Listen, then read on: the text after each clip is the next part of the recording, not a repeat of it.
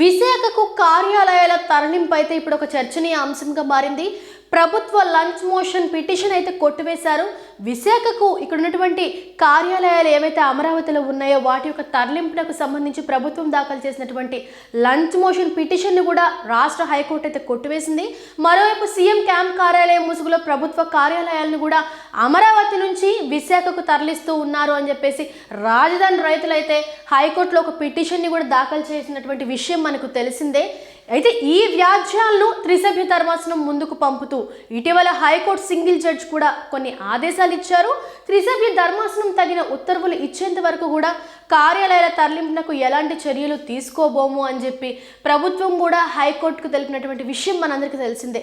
అయితే కార్యాలయాల తరలింపు అంశంపై అత్యవసరంగా విచారణ చేపట్టాలి అని చెప్పేసి ప్రభుత్వం గురువారం లంచ్ మోషన్ పిటిషన్ అయితే వేసింది.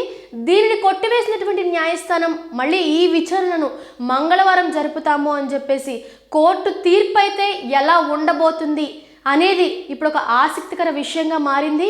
మరి కోర్టు ఏ విధమైనటువంటి తీర్పు ఇస్తుందో చూడాలి అంటే ఖచ్చితంగా మంగళవారం వరకు వేచి చూడాలి. మరి అమరావతిలో ఉన్నటువంటి కార్యాలయాలన్నీ కూడా విశాఖకు తరలిపోతాయా, అట్లాగే సీఎం క్యాంప్ ఆఫీస్ కూడా తరలేటువంటి అవకాశాలు ఉన్నాయా అని మనకు తెలియాలి అంటే ఖచ్చితంగా మంగళవారం వరకు కూడా వేచి చూడాల్సినటువంటి అవసరం ఉంది. ఇవి ఇప్పటి వరకు ఉన్న అప్డేట్స్. మరిన్ని అప్డేట్స్ కోసం చూస్తూనే ఉండండి G9 న్యూస్.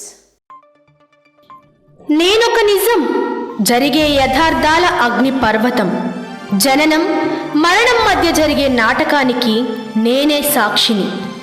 సగటు మానవుని గొంతుక నేను. మీ అందరి కోసం ప్రతి గడియ పనిచేస్తూ గళం వినిపించే G9 న్యూస్.